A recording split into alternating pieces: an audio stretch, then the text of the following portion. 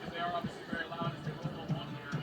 They're rolling past our position Really a right now. remarkable, amazing video to see. 7:30 a.m. Eastern time this morning. Those are Russian heavy artillery guns rolling past our correspondent Fred Plankin's live location, right toward the Ukrainian border. Overnight, further evidence of Russia's full-scale air and ground attack on Ukraine. Airstrikes, explosions, fighting have been reported in cities across the country, including the capital of Kyiv, where we also are seeing gridlocked streets as people try to flee. I want to get back over to Jim Sciutto in Ukraine, who's been on air since early this morning, live in the western part of the country. I was just handed this, Jim, a senior U.S. defense official saying that the U.S. and the world have not seen a conventional move like this, nation state to nation state, since World War II. Yeah, the ground invasion now, as we saw there with those pictures from Russia just across the border, in the bright light of day.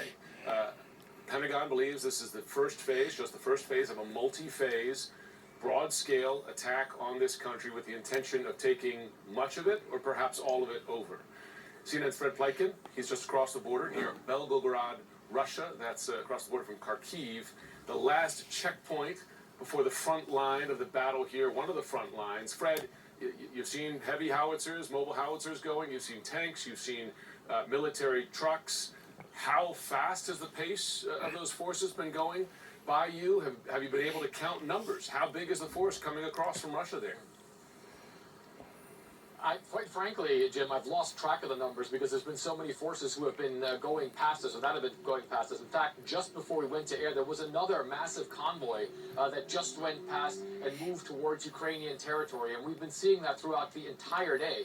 What we've seen more recently is that it's been more sort of personnel carriers with soldiers that have been brought into or towards the Ukrainian territory. But of course, throughout the day, as you mentioned, we have seen howitzers, we've seen main battle tanks, but we've also seen artillery rockets fired from here towards Ukrainian territory, and not just once, but on several occasions. We later found out that it was apparently Smerch rockets that were fired. That's a sort of medium-range rocket system that's not the most accurate, but certainly one that is extremely powerful. And we saw a lot of those salvos being fired.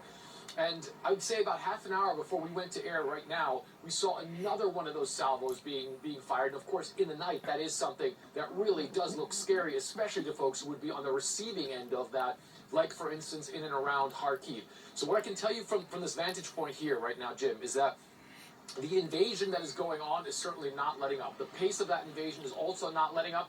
And just assets keep pouring into this area, some actually being staged around where I am right now as well, and then being brought towards Ukrainian territory, Jim. You know, it strikes me as I watch you there, Fred, just the complete lack of embarrassment on the part of Russia. They're driving those forces across the border right by our reporters in the bright light of day. Fred Pleitgen, thanks so much. And Kate, you know, it was only a few days ago that senior Russian officials were saying, we have no intention of invading Ukraine. Of course, they were lying, and we're seeing that play out right in front of our eyes.